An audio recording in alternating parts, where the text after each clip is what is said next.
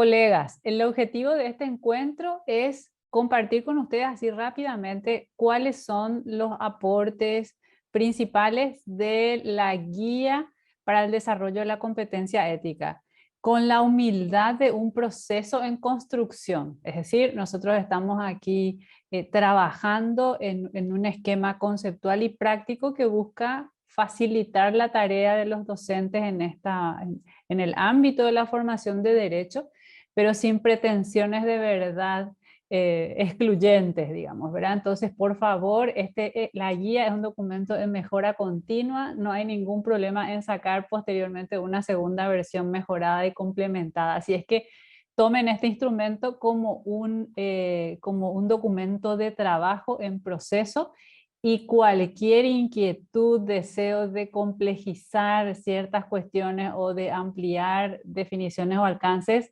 para eso estamos desde la comunidad de práctica docente para recibir esas consideraciones. Básicamente vamos a trabajar en dos bloques. Uno, presentar un poco los ejes conceptuales de la guía, la secuencia que se plantea para desarrollar la competencia ética en las diferentes materias, porque finalmente les comento, esa es la aproximación que la guía trae. La reflexión ética la podemos y debemos desarrollar desde las diferentes asignaturas, no solo las asignaturas de ética profesional o ética general. Entonces, desde esa premisa, vayan ustedes pensando en sus disciplinas. Si son profesores de ética, como sé que algunos del auditorio lo son, van a ver familiares algunos de los conceptos que estamos trayendo y quizás algún aporte novedoso. Entonces, después de esta primera explicitación de cómo estamos planteando trabajar en función a lo que la guía plantea, Esteban va a compartir con nosotros 3 casos que él preparó como recurso didáctico, como ejemplo de cómo aterrizar una ficha pedagógica que sirva como recurso de enseñanza-aprendizaje en diferentes materias. Entonces, eso es lo que vamos a ver en la segunda parte, y dejamos aproximadamente 15-20 minutos para la participación directa de cada uno de ustedes. Por favor, mientras vamos conversando, ustedes pueden escribir sus comentarios o inquietudes en el chat para que no se les vaya la idea, porque a veces uno dice tal cosa, lo piensa y no lo comunica rápido y se le va. Entonces, por favor, tienen habilitado el chat para escribir lo que consideren. Entonces, bueno, vamos con esa secuencia. Ya avanzo nomás con la presentación para aprovechar el tiempo de todos nosotros. Bueno, entonces, la guía, como les dije, tiene la indicación de humildad en el propio título. Dice guía básica. Esta no es una guía compleja, es una guía básica que busca ir definiendo algunos elementos que pueden ser útiles en la definición de cómo trabajar el desarrollo de la competencia ética en las carreras de derecho.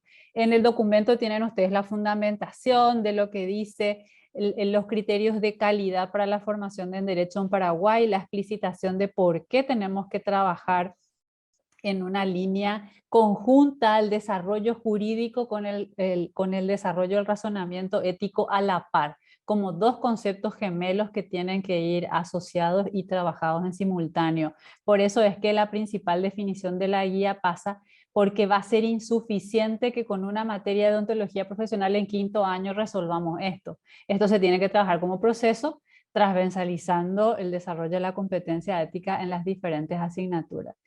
Ustedes tienen un recorrido que ofrece la guía, pueden leer secuencialmente o pueden ir por capítulos, eso, por secciones, eso ya depende de lo que a cada uno le interese en particular, pero hacemos un énfasis en que la ética forma parte de las competencias transversales que todo profesional debe tener, y en particular profesional del ámbito del derecho, tomando en cuenta modelos internacionales ya acordados que se recogen posteriormente en los documentos nacionales. Es decir, el proyecto TUNI, que tuvo adhesión de nuestras universidades, define claramente que la ética, el razonamiento y el compromiso ético forman parte de las competencias transversales que tenemos que desarrollar en cualquier proceso formativo disciplinario, pero también en particular en el ámbito del derecho. Planteamos que el desafío es no solo enseñar contenidos éticos, sino desarrollar una brújula moral, y vamos a ver también un giroscopio moral o un giroscopio ético, y les voy a explicar después las diferencias. Hacemos una referencia a qué implica un currículum transversal, cómo incorporar la transversalidad en el currículum como pinceladas, y la parte práctica viene en la última sección en la que hablamos de los pasos básicos para desarrollar la reflexión ética. Para mis colegas que están en el ámbito de la docencia en ética propiamente, tienen un nutrido listado de referencias bibliográficas que quizás conozcan algunos y otros no, así es que pueden navegar también por esas referencias y complementar sus lecturas. En particular, un documento que a mí me gustó muchísimo es el documento de la enseñanza por competencias en Derecho del profesor Antonio Vela Sánchez, que lo cito, y ese documento se puede bajar directamente desde internet. Bueno, la premisa inicial, y esto también es importante que lo compartamos. Para este esquema de trabajo hay que diferenciar dos cuestiones que son complementarias. Por un lado, lo que es la ética en la institución educativa en la que estamos. Y esto tiene que ver con marcos éticos, infraestructura ética y de integridad de nuestra propia institución. ¿Cuáles son las reglas éticas que tenemos establecidas? ¿Cuáles son los cuidados que se toman en relación a estos valores y principios éticos que en general están definidos en nuestros códigos de ética, en nuestros reglamentos internos y demás, ¿verdad? Y que se encarnan en el día a día en lo que la gente hace con eso en cada institución. Y por otro lado, que esto en sí mismo es objeto de estudio, hay muchísimo desarrollo sobre cómo trabajar la infraestructura ética institucional, cómo trabajar la integridad académica, que estamos trabajando en una segunda guía que va a ser complementaria a esta, justamente sobre integridad académica. Y nuestro foco hoy es la educación en la ética.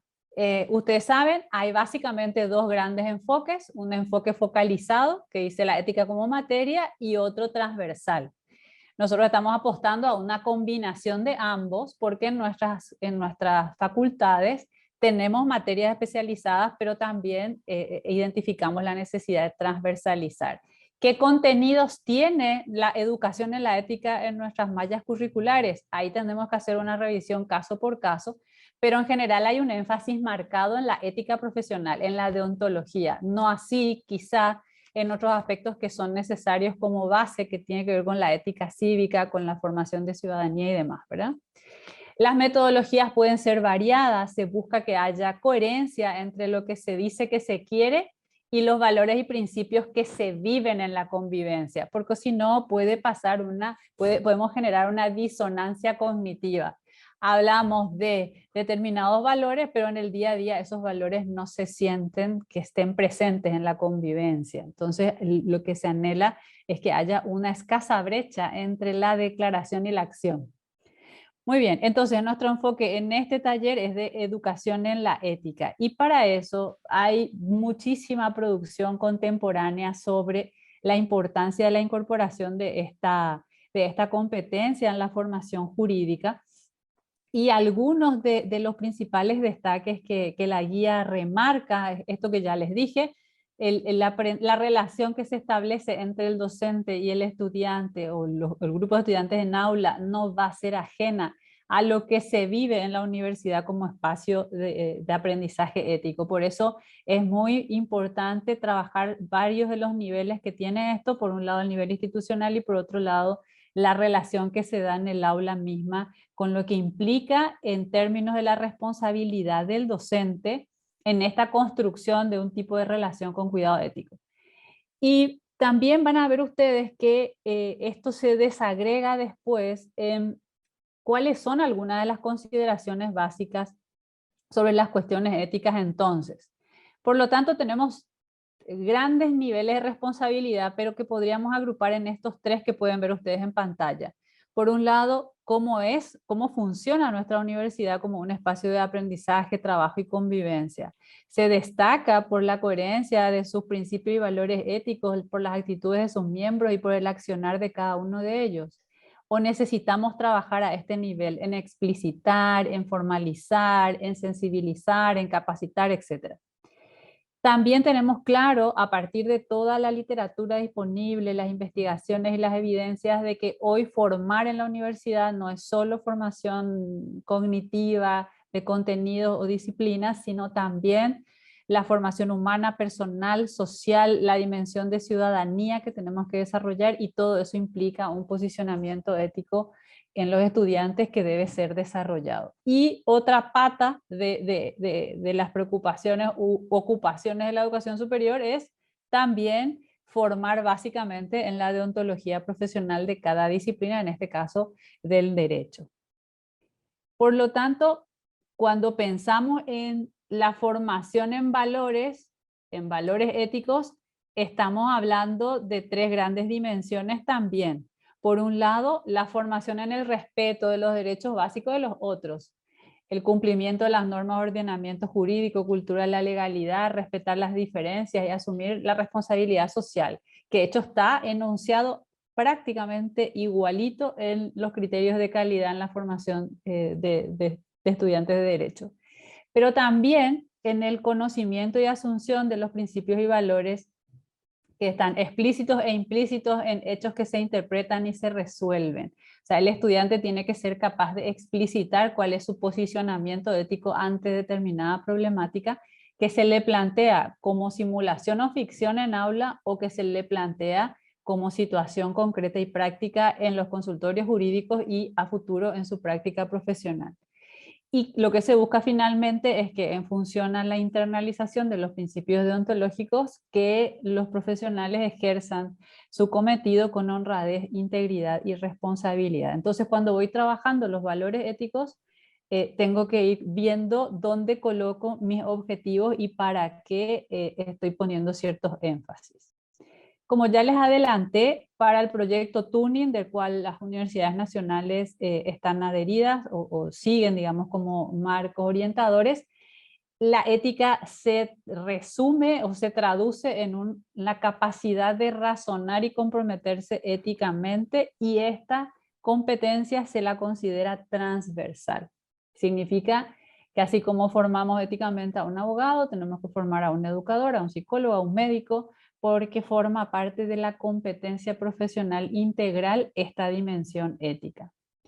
Y siguiendo a este autor que les recomiendo ampliamente que lo lean con más profundidad, que es Antonio Vela Sánchez de la Universidad de Salamanca, él traduce lo que dicen los términos del proyecto Tuning en sus términos, que me pareció muy didáctico, y dice que en términos más sencillos la competencia ética implica ser capaz de desarrollar un análisis ético básico en función a situaciones que puedan ser presentadas en la vida real del estudiante o en el ejercicio profesional futuro, y que en función a los elementos que caractericen a esa situación sea capaz de hacer un análisis específico sobre grupos de interés involucrados, necesidades, expectativas y necesidades, posiciones y roles que pueden estar en conflicto, conflictos éticos o dilemas éticos que se presentan en la situación, y que en función a ese análisis debe ser capaz de posicionarse,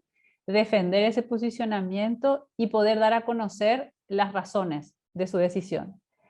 Y que detrás de todo esto debe estar el profundo conocimiento, respeto y defensa de los derechos fundamentales de las personas. Entonces, hay una definición operacional de la competencia ética como esta, que después se traduce en cómo lo desarrollo.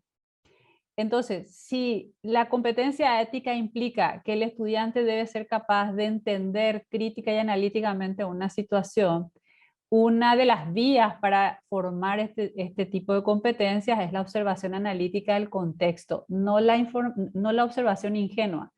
Entonces, en cualquier situación que se presente en la que haya que tomar un posicionamiento, van a haber grupos de intereses en juego, van a haber necesidades y expectativas, van a presentarse tensiones a considerar y van a estar en juego los diferentes tipos de derechos que hay que garantizar, ¿verdad? Derechos humanos, económicos, sociales y demás. Entonces, ir entrenando a los estudiantes en la observación analítica de situaciones de contexto es una habilidad necesaria. En función a esa capacidad analítica, desarrollar y ejercitar la reflexividad ética. Y en función a eso se espera que con la práctica, así como cuando entrenamos para correr una maratón, ese entrenamiento muscular ya le va a permitir construir criterios valorativos que sean propios ya de cada persona. Es decir, uno espera que cuando el estudiante termina la carrera no le llame al mes siguiente a su docente de ética a preguntarle ¿y qué hago con esta situación?, sino que ya haya incorporado criterios valorativos que le permitan ciertos posicionamientos.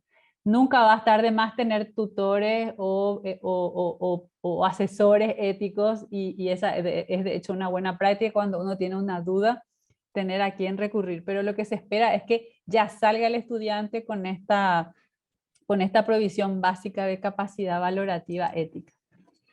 Y van a encontrar ustedes diferentes maneras de definir y ordenar los procesos de toma de decisiones éticas, ¿verdad? Una síntesis simplificada y sencilla sería esta, en función a lo que ya les estuvimos comentando. Por un lado, ante una situación en juego, un potencial conflicto de intereses o un potencial dilema ético en una situación que se tiene que resolver jurídicamente, clarificar los hechos, evaluar los intereses de todas las partes implicadas y cómo les afecta la situación. Esto puede tener otra vez después herramientas, un mapa de actores, un análisis de necesidad y expectativa. Se puede enriquecer instrumentalmente esta primera parte. El análisis de qué está en juego y quiénes están interviniendo y desde qué rol y qué se espera que sea el rol o responsabilidad de cada uno. Y aquí entra también la mirada, por supuesto, de los principios y valores de deontología profesional, ¿verdad?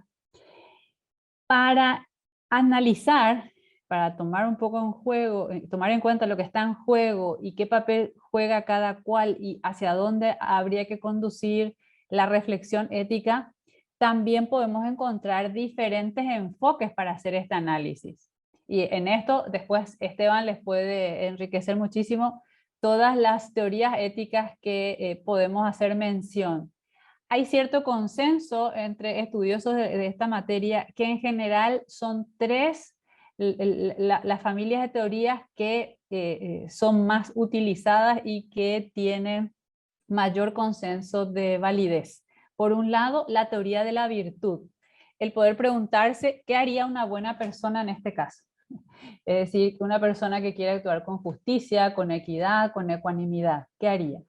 Entonces la teoría de la virtud nos trae conceptos clásicos de lo que implica ser buena persona y qué virtudes están en juego. Nada ajeno a lo que ya tenemos definido, de hecho, como perfiles competenciales de profesionales competentes y éticos, ¿verdad?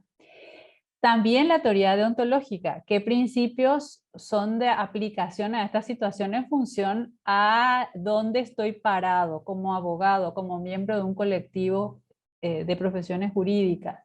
Tenemos principios, restricciones, mandatos que ubican mi rol en ese contexto.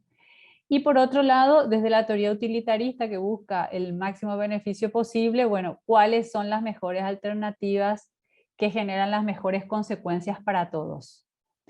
Entonces, ¿cómo vamos trabajando estas diferentes aproximaciones de las teorías éticas? También se puede ir matizando en función a lo que cada docente haya sido formado o considere que es más nutritivo para su proceso de reflexión ética. Y la decisión ya va a ser una consecuencia de la descripción y el análisis en la que se elige la mejor alternativa, se cuenta por qué, la justificación razonada, que es la sección de la decisión en la que yo explicito las razones por las cuales estoy tomando determinada decisión, habiendo tomado en cuenta el impacto de esas decisiones y los resultados posibles.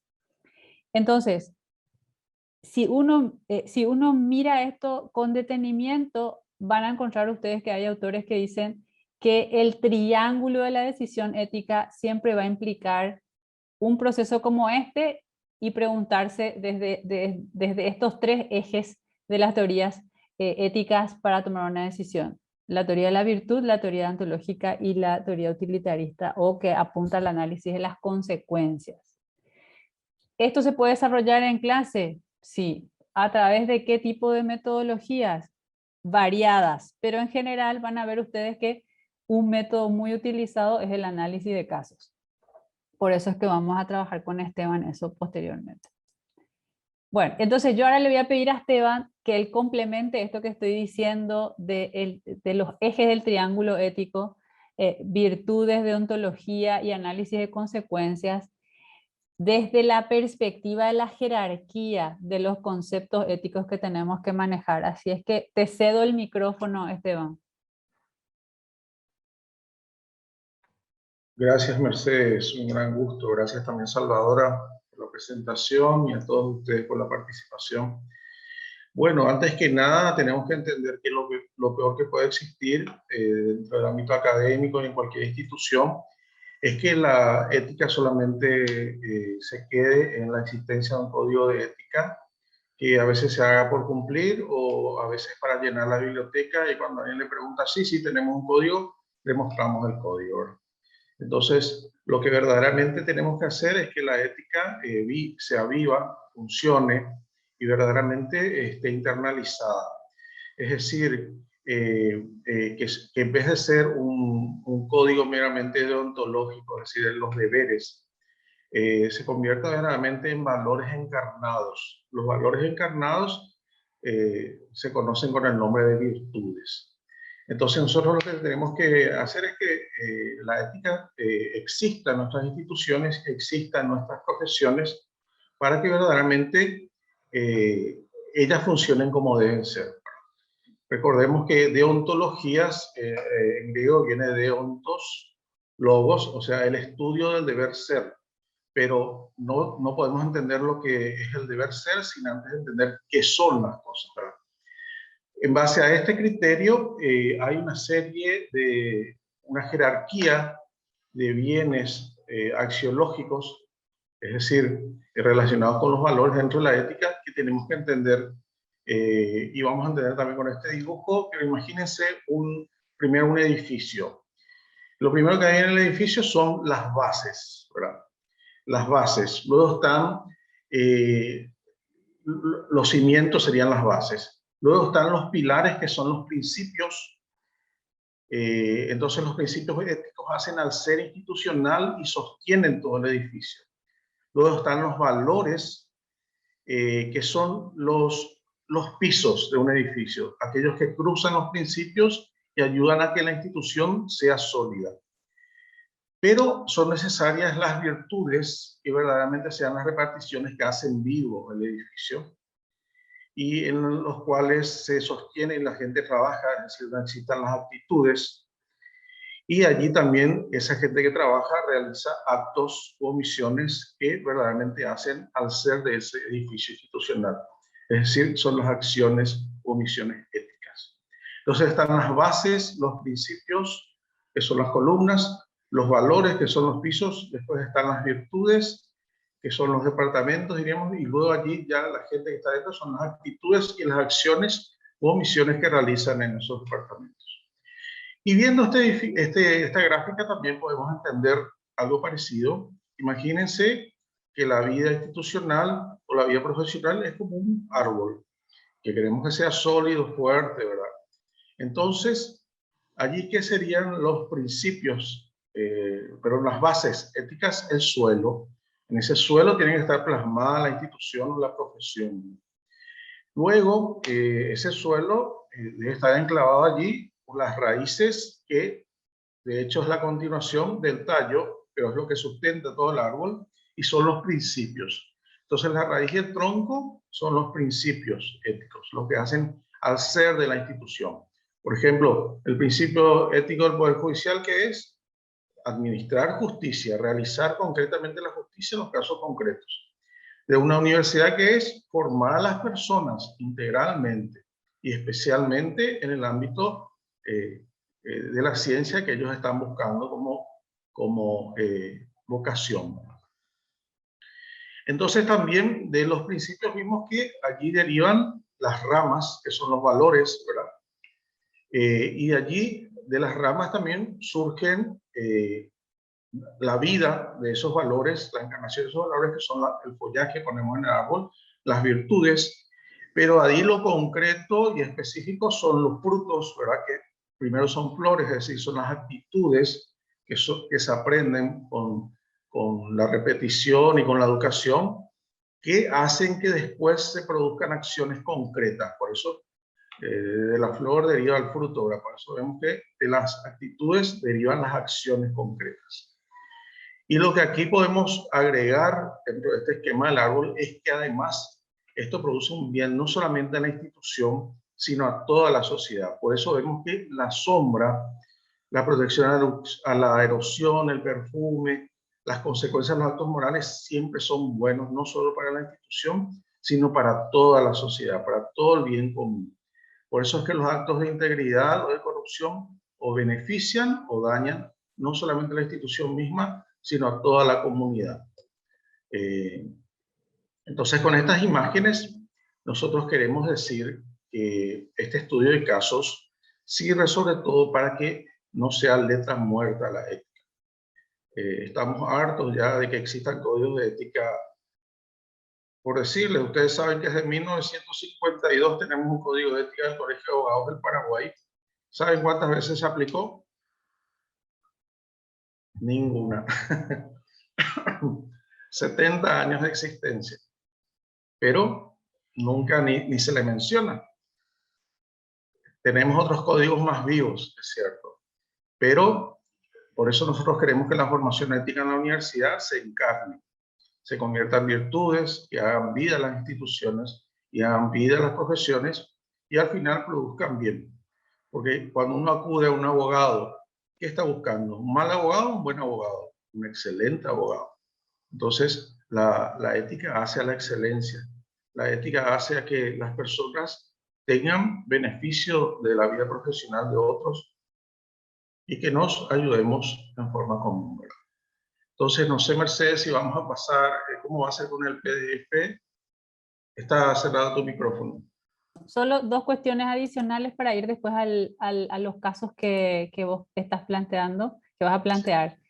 En relación al desarrollo de la competencia ética, podemos hablar de que hay dos niveles. Por un lado, estamos diciendo que estos principios y valores que se convierten, se encarnan generando virtudes, actitudes y acciones éticas, en general hablamos de la brújula moral, la brújula ética, y es tener claro hacia dónde. Esa es nuestra primera tarea.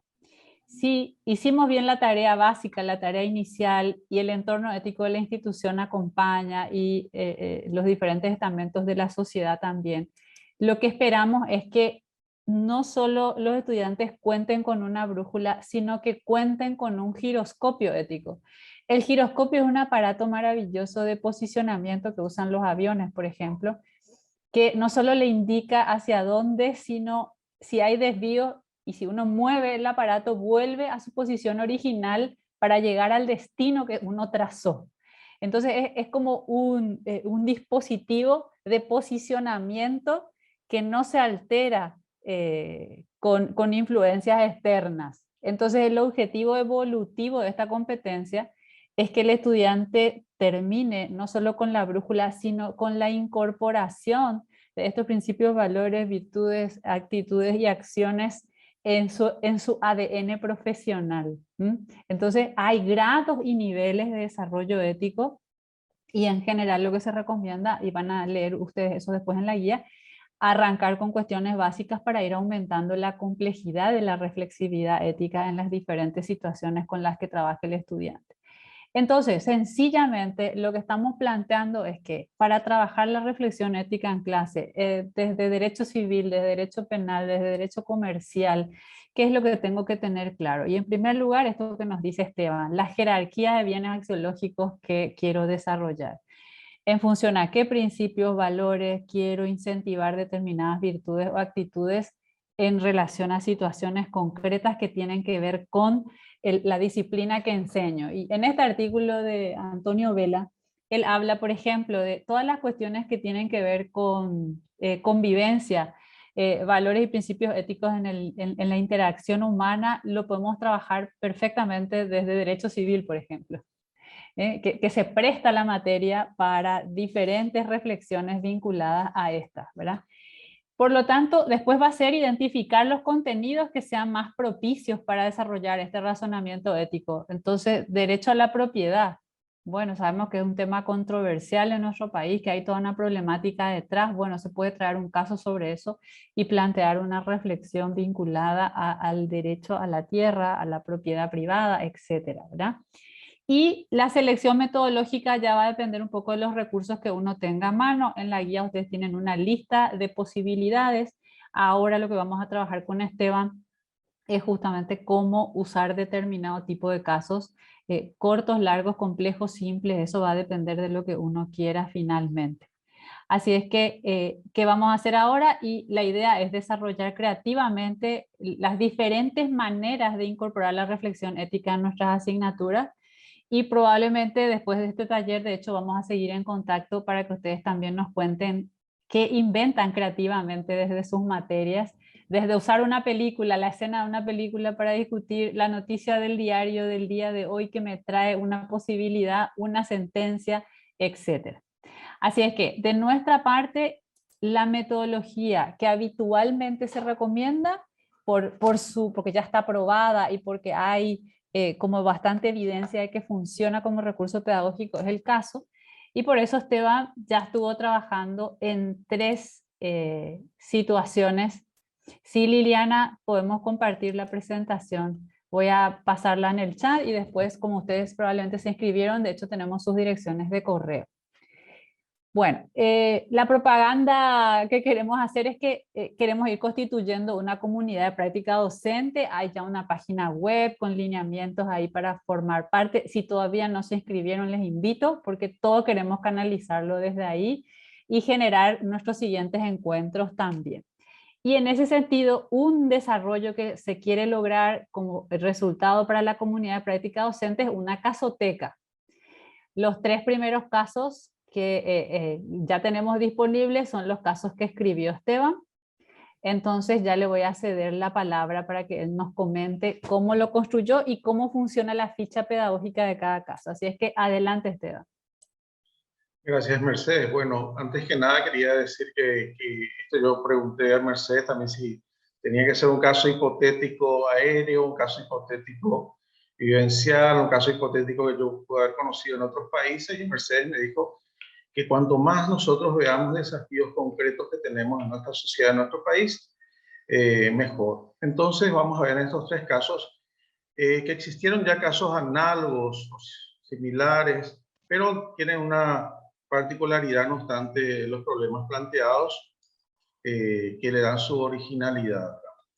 Entonces, en el primer caso hipotético, lo que vamos a analizar es si hay un eventual conflicto de intereses e imagen judicial en el caso planteado que afecta a la ética. El presidente de la República cumple años un 20 de febrero y su hija el 21 de febrero. Y en tal sentido organizaron un festejo para unas 100 personas invitadas para la celebración en la Casa Presidencial. En dicha ocasión participan 3 ministros de la Corte, 2 de la Justicia Electoral y 2 del Tribunal de Cuentas. La participación de dichos magistrados fue fotografiada, filmada y sacada a luz por los medios de prensa. Este hecho produce un escándalo en la opinión pública que considera que los magistrados, con su participación en la fiesta personal familiar del jefe de Estado, comprometen su imagen judicial, independencia, imparcialidad y credibilidad. Los medios de prensa, además, indican que existen varias causas judiciales, acciones contencioso-administrativas de indemnización de daños y perjuicios, y de la justicia electoral relacionadas directamente con el Poder Ejecutivo y su cabeza, el presidente de la República. Existen antecedentes de sanciones éticas a magistrados por situaciones similares. En tal sentido, se plantean las siguientes preguntas para el análisis jurídico y ético y su reflexión sobre las decisiones a tomar. Aquí, como está dirigida al docente, hay también una eventual propuesta de respuesta, en este primer caso, ¿verdad? Pero en los otros 2 vamos a ver que planteamos de manera diferente. Preguntas de reflexión. ¿Los magistrados judiciales han cometido una falta de ética contemplada en el Código de Ética Judicial? ¿Cuáles serían los artículos aplicables en relación a dicha conducta? Y ahí vemos que hay muchos casos que ya han sido resueltos, por ejemplo, la resolución número 9 del Tribunal de Ética Judicial del 2007, que dice que sí se comete falta de ética cuando se asiste a un cumpleaños de un político y uno es un magistrado judicial y recomienda que no se asista. Entonces eso también, nosotros tenemos vamos a tener una compilación, ¿verdad, Mercedes?, de todas las normas éticas también que se aplican en los problemas y los códigos deontológicos que tenemos en las diversas profesiones jurídicas, que vamos a ver una especie de receptorio, ¿verdad?, donde vamos a tener para... Entonces aquí ya proponemos una respuesta concreta para que el cliente, digo, para que el profesor, el docente pueda tener a mano una eventual respuesta. Segunda pregunta, ¿esta conducta sería además pasible de otro tipo de responsabilidad como la política, administrativa, civil, penal, procesal? Y también ahí damos la respuesta, es pasible en atención a que teniendo un caso en estudio no han cuidado una causal de excusación que podría existir a partir de la participación en este evento social. Es decir, los jueces, los ministros de la Corte, los jueces de la justicia electoral, los del Tribunal de Cuentas deberían inhibirse de todas las causas en las cuales esté el Poder Ejecutivo involucrado, porque fueron a su cumpleaños y el cumpleaños de su hija. Es un tema muy delicado que por eso estamos aquí entrenando a tener, como vamos a ver allí, si desde la perspectiva de un observador razonable se puede dar lugar a sospechas por una actitud ética o no ética, hay que evitar esa actitud. Ese es el principio del observador razonable que se da en la ética. C. ¿Qué ocurriría con los casos relacionados con el Poder Ejecutivo y el Presidente de la República que atienden los magistrados? ¿Deberían inhibirse o ser recusados? Ese es otro planteo que proponemos una eventual respuesta. Por la familiaridad testimonial con la participación en este festejo privado y familiar, pueden inhibirse o las partes afectadas solicitar la acusación de los mismos por pruebas o indicios de eventual cercanía a la otra parte que vicia la independencia o imparcialidad en la toma de decisiones judiciales. ¿Se puede avanzar, por favor, el texto? Otra pregunta de reflexión. Resoluciones anteriores que tomaron los magistrados que favorecieron al actual Poder Ejecutivo ¿pueden ser cuestionadas por la posterioridad? Sí, porque si somos estrictos pueden ser cuestionadas porque después participaron en un cumpleaños, pero la anulabilidad de las mismas será estudiada en cada caso concreto judicialmente para ver si existen causales graves de nulidad. Si en lugar del jefe de Estado era la primera dama la del cumpleaños, pero los demás hechos del caso planteado se mantienen idénticos, ¿se aplicarían los mismos criterios? Sí, porque son también aplicables al cónyuge o familiar cercano. Entonces, estas son unas propuestas de preguntas de reflexión, ¿verdad? Luego analizamos el marco aplicable y vemos que allí el marco jurídico está contenido en la Constitución Nacional, el Código de Organización Judicial, la Ley 879/81, el Código Procesal Civil, Código Procesal Penal, Código Procesal Laboral, Código Electoral y la ley que organiza la justicia electoral. Y el marco deontológico, el Código de Ética Judicial, la acordada respectiva, la resolución 9 del Tribunal de Ética Judicial que trató sobre este caso, el Código Iberoamericano de Ética Judicial que también trata sobre esto en 2 artículos, y el Código de Ética del Poder Ejecutivo, que es un código de ética prácticamente secreto, muy poca gente conoce, pero existe.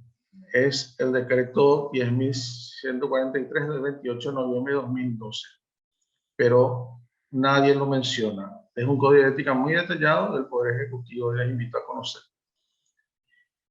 Después otro análisis, posibles usos que podría tener este caso. Materias aplicables. Este caso puede analizarse desde una perspectiva ético-jurídica en las siguientes materias de la malla curricular de la carrera de Derecho. Ética profesional, deontología jurídica, derecho judicial, derecho procesal general, procesal particular, civil, penal, laboral, administrativo, constitucional, electoral, etc. Y en derecho administrativo. El objetivo pedagógico de este problema, formar en base al discernimiento ético la prudencia dentro del obrar para contribuir a la credibilidad institucional y personal. El decoro y la correcta imagen acorde con la investidura, la independencia y la imparcialidad. No se puede decir nada más que por cortesía, porque me invitó el presidente de la República, yo como ministro de la Corte ya debo ir a su cumpleaños. No, hay que tener mucho cuidado por el cumpleaños de su hija. Entonces, por eso es un llamado al discernimiento ético y a la prudencia dentro del obrar. para contribuir a la imagen y credibilidad del Poder Judicial en este problema específico.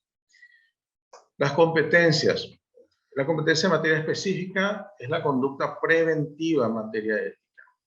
Es decir, evitar situaciones que con posterioridad podrían suscitar inconvenientes en la aplicación de la ley o en la imagen de la justicia imparcial e independiente, acorde con el principio ético de ser y parecer, con el análisis asimismo de las posibles consecuencias jurídicas que puede originar un simple obrar que parece inofensivo, pero que puede constituir un puede constituirse en grave en sus secuelas de administración de justicia y causar un descrédito moral ante la sociedad, además de infringir normas jurídicas relativas a la imparcialidad. Otras competencias desarrolladas, es decir, habilidades que se quieren lograr con esta reflexión, las virtudes de prudencia, de independencia y imparcialidad, institucionalidad judicial, decoro, imagen judicial, el criterio observador razonable dentro de la ética, el principio de ser y parecer.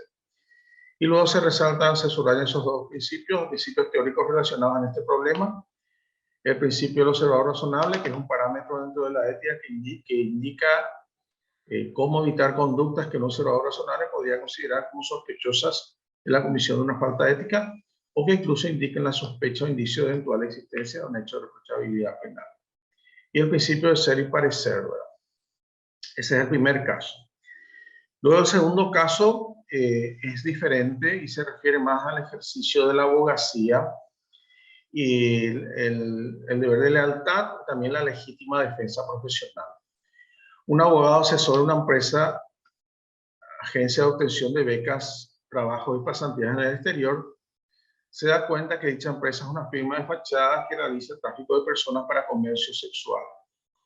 El ejercicio de la abogacía de este abogado incluyó también gestiones relacionadas con dicho tráfico de personas en el marco de gestiones administrativas en el Departamento de Migraciones y trabajos de gestoría en el Ministerio de Relaciones Exteriores y la Policía Nacional, en las que el abogado participó cuando aún desconocía las actividades ilícitas de la empresa que representaba y asesoraba.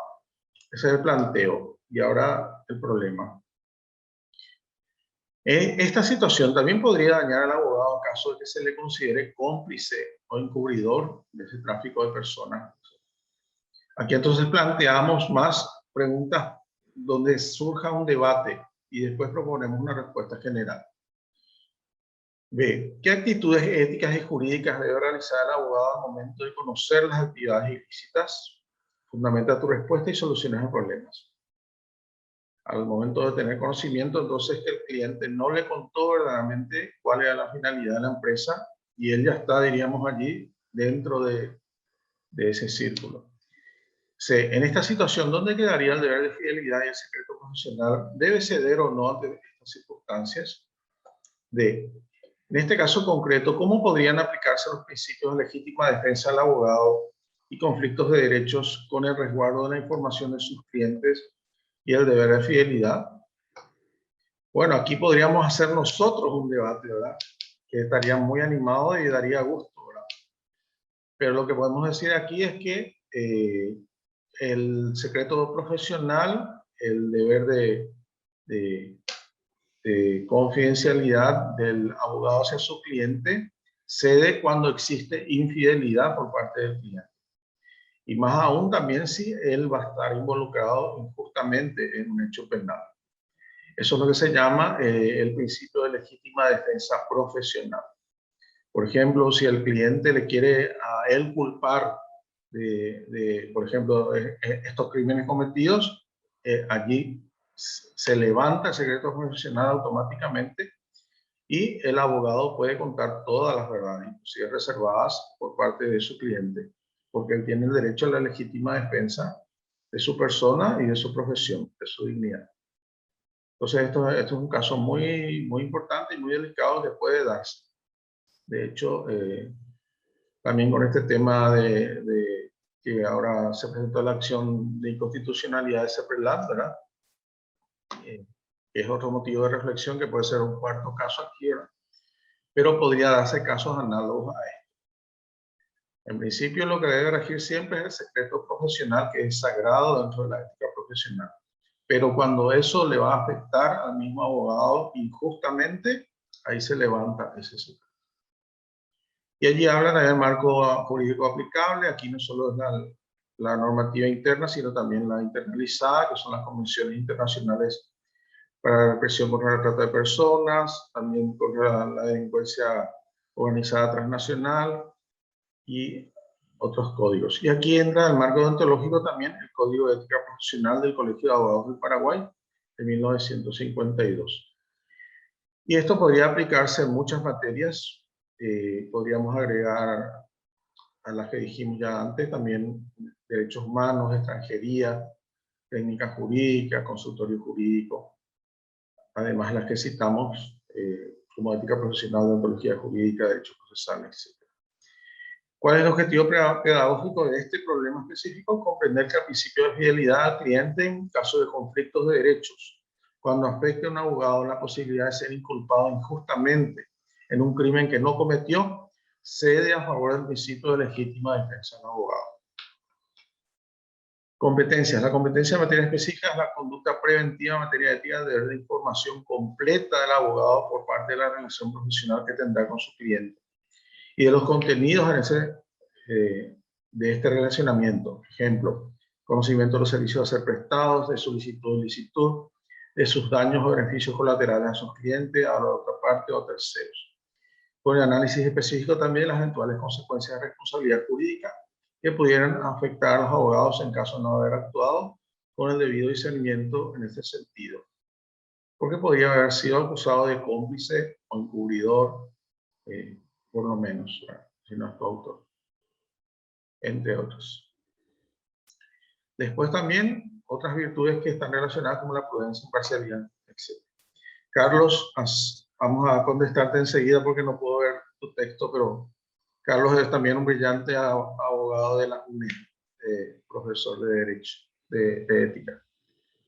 Adelante. Bueno, y aquí subrayamos los principios teóricos relacionados, el principio de fidelidad del abogado al cliente y el cliente al abogado, el principio del secreto profesional y el principio de la legítima defensa profesional, que a veces ni se enseña en la facultad, pero es un principio muy valioso. El tercer caso habla también de la integridad de la vida profesional, académica y personal, diferentes tipos de responsabilidades. En el marco de la investigación de la Secretaría Nacional Antidrogas, se inició una posterior investigación fiscal judicial contra 3 estudiantes de Derecho y 2 profesores de la Facultad de Derecho de una universidad por tráfico y comercialización de diversos tipos de drogas. Fueron imputados e incluso acusados. Uno de los mencionados profesores es abogado y el otro magistrado judicial. Aquí las preguntas de reflexión o cuestiones de estudiar. ¿La Facultad de Derecho o la universidad misma puede tomar alguna medida de responsabilidad ética, administrativa o académica respecto a los estudiantes y profesores en atención a los mismos hechos objeto del proceso de la justicia penal? ¿Cuál consideras que sería el camino correcto a tomar si fuéramos una autoridad universitaria? Porque en este caso, algunos pueden decir, no, esto es lo penal, la universidad no tiene nada que ver. Pero eran estudiantes de la universidad, de una facultad de Derecho. Hay que analizar, y quién sabe, las actividades que podrían haber hecho dentro del mismo recinto, hay que analizarlo. B, la responsabilidad académica. Depende de la responsabilidad penal, es decir, existe o no prejudicialidad. Se necesita que primero se resuelva lo penal y después recién lo académico, por ejemplo. C, ¿podrían estudiantes imputados o condenados formar parte aún del alumnado de dicha universidad? Hay que analizarlo, ¿no? D, y la responsabilidad civil de los eventualmente condenados. ¿Cómo quedaría si han manchado la imagen de la universidad? Fundamenta tu respuesta y soluciones al problema. Y damos una respuesta general como norte, ¿verdad? Pero después aquí hay muchas particularidades que pueden surgir. El principio de responsabilidad ética, penal, civil, académica, administrativa, política es la independencia, salvo que la misma ley establezca su interdependencia o dependencia en virtud del principio de prejudicialidad. La ley tiene que decir algo prejudicial. Si no dice la ley, van por carriles separados. Que exige la prejudicialidad, que exige un juzgamiento previo en alguno de estos tipos de responsabilidad para luego ser juzgados los demás.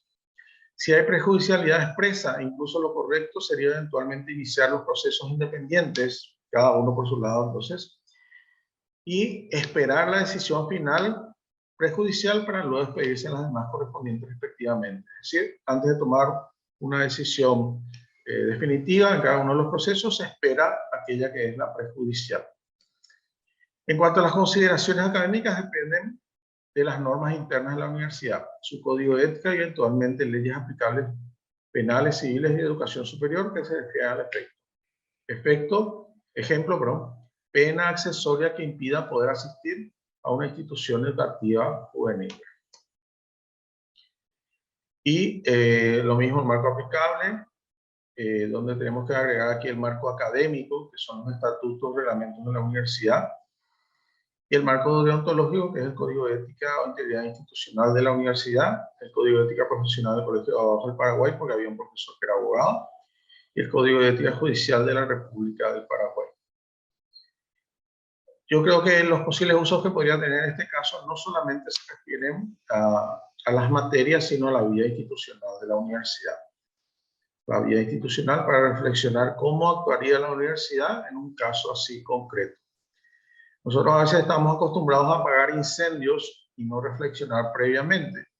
Y es bueno reflexionar cómo actuaría la universidad. De hecho, ya hay un caso análogo a este en una universidad, ¿verdad? Y hay que ver allí qué es lo correcto, cómo actuar correctamente. Y las materias aplicables, no obstante, podemos ver que son ética profesional, deontología jurídica, derecho judicial, derecho penal, derechos humanos, derecho a la educación superior. El objetivo pedagógico, la vinculación de la responsabilidad jurídica con la ética y académica. Una no suple a la otra, eso hay que comprender. Comprender la diferencia que existe entre los diversos tipos de responsabilidad que pueden ocurrir por un mismo acto realizado. Un mismo acto realizado puede desprender varios tipos de responsabilidades. Un mismo acto puede desprender una responsabilidad civil, penal, administrativa, académica, política, social inclusive. Hay distintos tipos de responsabilidad que pueden surgir de un mismo acto sin que eso signifique un doble juzgamiento, porque dentro del mismo tipo de responsabilidad es que se aplica el principio non bis in idem. Pero las responsabilidades diferentes en razón de la materia son independientes. Si hay un accidente, uno tiene la responsabilidad eventual penal y también la civil, ¿verdad? Y así. Competencias. Saber cómo proceder en estos casos. Entender que pueden iniciarse diversos tipos de procesos simultáneos por los mismos hechos en diversos tipos de responsabilidad sin que por ello se afecte el principio non bis in idem. Comprender que el principio non bis in idem se aplica únicamente en el marco del mismo tipo de responsabilidad. Otras competencias relacionadas, las virtudes de fortaleza, independencia, institucionalidad académica y judicial, de decoro, de imagen judicial, institucional y de integridad. Y los principios teóricos relacionados de independencia entre las responsabilidades, el principio de prejudicialidad y su correcta aplicación, el principio non bis in idem y su correcta aplicación, y el principio de imagen institucional o responsabilidad institucional por hechos particulares cometidos por un miembro de la institución. Esto es muy importante. Un solo miembro puede afectar a toda una institución o toda una colegialidad. Y entonces, eso es en principio. Gracias, Mercedes, y abrimos eventualmente preguntas si son necesarias.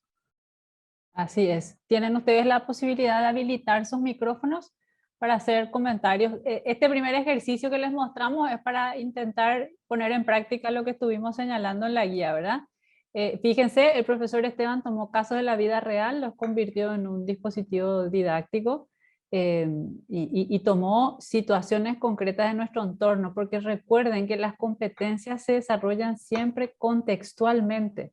Ser un abogado competente en Paraguay tiene particularidades en relación a ser un abogado competente en Nueva York, digamos. Entonces, por eso es interesante trabajar con la casuística local. Así es que, bueno, adelante los comentarios.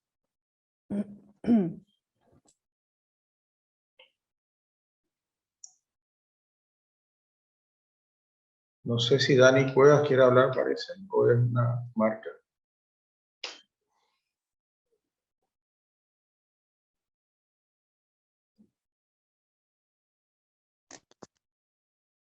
Buenas, ¿me escuchan?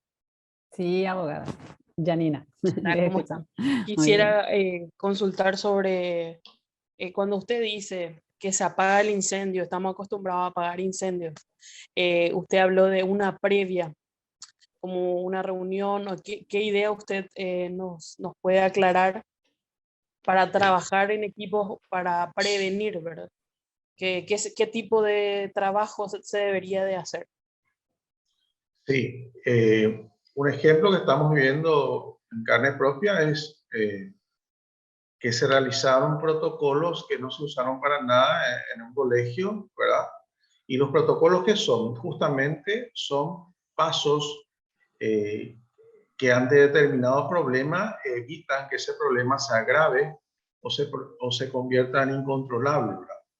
Entonces, hay protocolos de cómo reaccionar ante problemas específicos y los códigos de ética son protocolos institucionales de cómo queremos que la institución sea y cómo queremos que la conducta marque el norte para que se cumpla esos objetivos institucionales, ¿verdad?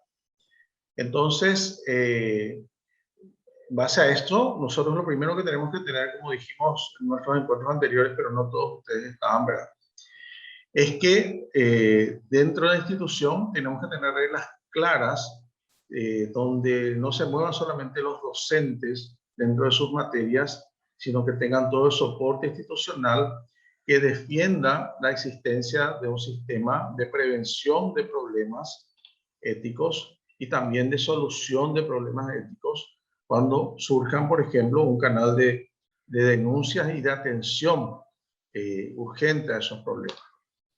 Entonces, creemos que a veces eso no va a servir para nada, pero justamente es como tomar las medidas preventivas antes de que exista un incendio. Nosotros tomamos las medidas de seguridad que en caso de que exista ese incendio, sabemos que están las mangueras en un lugar, las salidas están señalizadas, que también están los extintores en tales o cuales lugares, ¿verdad? Entonces sabemos el camino correcto a seguir para que ese incendio no exista o ese incendio sea tratado de la mejor manera posible para que no se agrave. Y eso nosotros tenemos que tener en todos los campos. Primero teniendo un código de ética institucional serio, donde se marque entonces la identidad de la institución, cuál es su norte, qué es lo que quiere y cómo va a proceder, tanto en caso de incumplimiento de ese tipo de conductas queridas que vayan en contra del norte institucional. Pero también medidas formativas, preventivas y medidas también de soporte en caso de existir una crisis.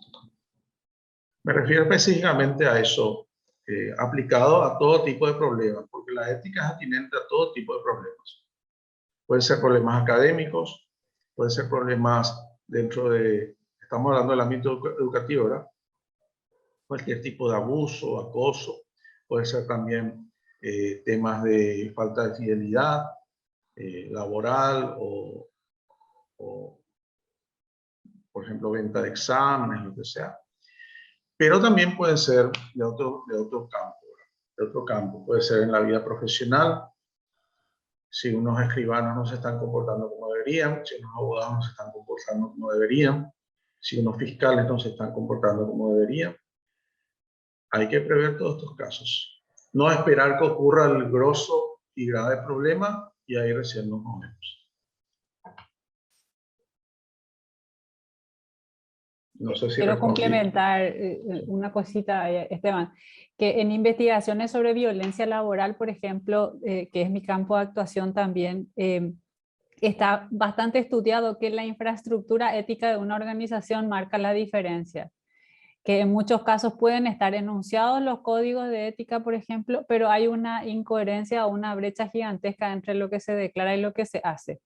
Entonces, estudiar esta infraestructura ética institucional con este enfoque preventivo que plantea Esteban, es una de las principales medidas estructurales que hay que hacer, y por supuesto que tiene que haber coherencia entre los principios que va a defender la alta dirección y todo el equipo directivo con los demás miembros de la comunidad educativa, ¿verdad? O sea, esa cultura hay que construirla, y en gran medida depende de la fortaleza ética de los directivos también. Entonces hay varios elementos que después podemos analizar con más detalle que pueden contaminar esta infraestructura o fortalecerla, para que actúe como blindaje o como salvaguarda contra actos de corrupción, o que los propicien. Hay un comentario de Elena que te leo ahora. Sí. Dice, más allá de la misión de los códigos de ética, el mejoramiento del contenido de la malla curricular en odontología, ¿cuál sería la alternativa? Los instrumentos disponibles para que, ante casos que comprometan la imagen de la institución, principalmente ante supuestos donde la gobernanza institucional comprende colegiados integrados por diferentes estamentos y la existencia captura de las autoridades de la institución por efectos políticos y otros intereses. Totalmente. Y conecto también con la pregunta que hacía Carlos aquí. Dice, ante todo lo que estábamos diciendo, lástima que se fue, parece después, pero no creo que se haya desilusionado porque le conozco. Dice, la realidad es que a las instituciones superiores se le da muy poca importancia a la ética como si fuera la última materia, ¿verdad? Y no solo en la materia, sino que verdaderamente en el contenido académico tiene que ser útil. De hecho, me permito decirte, ¿verdad, Elena, que en tu facultad conozco el programa de ética, ¿verdad? Y es pura ilustración, o sea, pura deontología, bla, bla, bla, bla, bla, bla, bla. Disculpen que sea tan sincero, ¿verdad?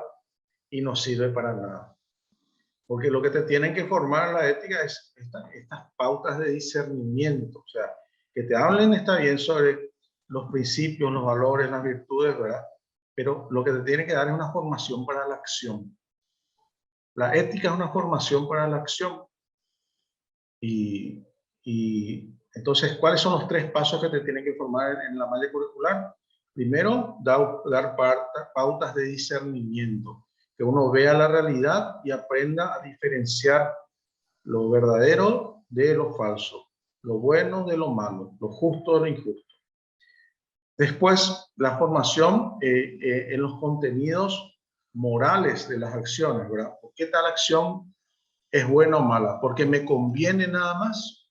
¿Porque me es útil nada más?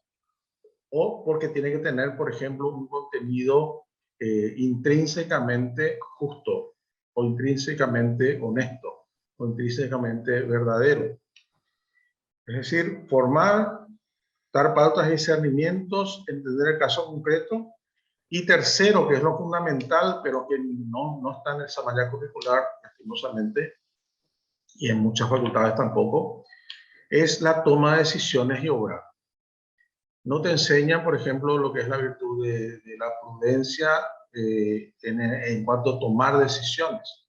Pues la prudencia no es una actitud timorata, sino es discernir y saber cuándo actuar y actuar. Esa es la prudencia. Por eso la prudencia está unida a la fortaleza. La prudencia muchos entienden como la virtud de ser timorato, y eso no es la prudencia. La prudencia es saber obrar en base al discernimiento en el momento justo con coraje. Y dígame si eso se está enseñando en nuestras facultades de Derecho, ¿no? Y bueno, imagínense si se nos forma en eso, cuántos fiscales tan maravillosos van a haber, cuántos abogados tan maravillosos van a haber, cuántos jueces tan maravillosos van a haber. Entonces tenemos que apostar a este tipo de enseñanza de la ética. Entonces, no quedarnos en la teoría. Ni hay un listado de valores en el programa que yo conozco de la facultad que está mencionando Elena, sino que verdaderamente es qué dice, por ejemplo, Jeremías Bentham sobre tal cosa, qué dice Kant sobre este criterio y tal. ¿Y de qué te sirve saber lo que decía Kant, que Jeremías Bentham, si vos estás allí en tu vida profesional jugándote el pellejo? ¿Entiendes? Y si vos allí como docente estás tratando de luchar por lo que consideras justo o ves una injusticia, no tenés apoyo en la universidad. Entonces, hay que jugarse a la ética con ciertas pautas generales para entender, para formar discernimiento, pero el objetivo general es la acción. Que haya una transformación en la realidad con actitudes éticas. Eso en la malla curricular. Y después, en la práctica, que haya instituciones también sólidas de dirigencia que sostengan posturas éticas, ¿verdad? No solamente posturas de intereses políticos o lo que sea. Es mi criterio, no sé si respondí o si quieres complementar, Mercedes. Sí, en la guía tienen ustedes una lista de los recursos didácticos o pedagógicos que se pueden desarrollar y se menciona, se cita en particular uno que es dar voz a los valores, es una metodología desarrollada por Mari Gentile, que es muy interesante porque justamente indica que lo difícil a veces es que nuestra voz se haga oír en contextos desfavorables. O sea, cuando estamos en un entorno más bien vicioso y no virtuoso, digamos en los términos que está planteando Esteban, ser valiente a veces es difícil. Y entonces, esta metodología, les invito a que investiguen sobre esta profesora, es muy interesante porque justamente señala que para eso hay que entrenar, porque para contextos fáciles y amigables no cuesta, pero en contextos en donde tenemos que tomar una posición y quizás ir contracorriente y fundamentar nuestras actuaciones en función de esto que estamos hablando, el desafío se vuelve más complejo y que en realidad ese tipo de situaciones son las que todos los días vive el profesional, con su cliente, con otro colega, con un funcionario deshonesto. Y así es que les invito a que lean la sección de recursos metodológicos. Esteban hoy nos habló de cómo puedo combinar estudio de casos y debates, por ejemplo. Ustedes saben que para el proyecto Tuning la capacidad de comunicarse de manera oral y escrita es básica, es esencial para los abogados. Entonces imagínense que a través de un estudio de caso, además de que escriban, debatan sus posicionamientos y eso se analice colectivamente. Me acuerdo de una ponencia de Manuel Atienza, un encuentro que tuvo con Rodolfo Vigo, y decía que la ética le parecía lo más inútil a sus alumnos abogados porque entendían que no servía para nada. Y eso es porque no funciona. En cambio, no es por nada, ¿verdad? Pero un coraje como el que tenía Marcelo Pecho o otras personas te dan cuenta que sirve y que es para bien, pero es difícil y por lo tanto tiene que ser protegido y sostenido institucionalmente. Y por eso un trabajo, yo creo que se está haciendo muy valioso aquí a través de este programa con los docentes, pero yo creo que también va a ser fortalecido con las mismas instituciones, porque se necesita ese espacio de sostenimiento institucional, que no se sienta el docente solo, ¿verdad? Que no se sienta que uno está haciendo, que sos un pececito que estás nadando en contra de una corriente que te va a matar. Por eso lastimosamente es lo que a veces se siente. Pero nosotros tenemos que vivir también esto como un acto de heroísmo, ¿verdad? De a poco la gente va entendiendo que la ética es lo que sostiene a las instituciones y a las profesiones. Así es. Pero es un camino. Bueno, y Elena enfatiza la importancia de la transparencia y la fortaleza institucional para aplicar estos instrumentos. Y recuerden que justamente eso es lo que se señala en la guía, que la docencia en aula no se desprende del ambiente ético de aprendizaje y que hay que trabajar en los dos niveles, el nivel más organizacional de definiciones y de actuaciones y de coherencia entre estos niveles y lo que se puede hacer en aula. Además de acciones que puedan involucrar a otros actores de la comunidad educativa. Ustedes van a ver también en la guía, hay diferentes ámbitos en los cuales yo puedo trabajar esto, desde aprendizaje servicio, desde extensión, desde clínica jurídica. Entonces, básicamente el desafío es multidimensional, pero cada uno desde su lugar. Ese es un poco el objetivo de esta conversación con ustedes, desde un enfoque de docente en aula en su relacionamiento con los estudiantes. Bueno, Gladys pregunta dónde puede obtener la guía. Y estamos invitando a todos que se inscriban a la comunidad de práctica docente y van a tener acceso ahí no solo a la guía, sino a todos los materiales que estamos generando. Así es que a Gladys les voy a escribir un mailcito con las características de la comunidad invitándole a que se sumen. Bueno, nosotros ya estamos pasándonos del tiempo, Esteban, así es que yo creo que podemos cerrar aquí con alguna reflexión final tuya y de hecho que vamos a seguir conversando sobre estos temas, así es que no se preocupen que esto no termina aquí. Exactamente, no, eso quería valorizar, justamente el valor de la comunidad es que uno no se sienta solo y que por lo menos tenga un espacio donde se sienta fortalecido para seguir en la lucha, ¿verdad? Saber que hay personas que también comparten los mismos ideales e inquietudes. Excelente. Bueno, si alguna persona en particular no llenó el formulario de inscripción, porque en el formulario de inscripción de hecho ya le habíamos pedido su correo, les voy a pasar ahora formacionrolsi arroba, un segundito, formacionrolsi o formación nomás, ahora ya tengo dudas, les paso el mío nomás. Ahí está, Mercedes Argaña, que es Margana mi usuario, arroba desarrollo.edu.pi. Por si Información no, Rolsi, así que le voy a escribir información también. Rolsi, sí, tuve duda. Tuve duda para no equivocarme. Así es. Y bueno, Salvadora, con esto ya viste todo lo que puede suscitar. El día a día de nuestras instituciones son escenarios desafiantes y a nuestro lugar como docentes nos desafía también a cómo contribuimos con esta infraestructura ética que necesitamos, ¿verdad?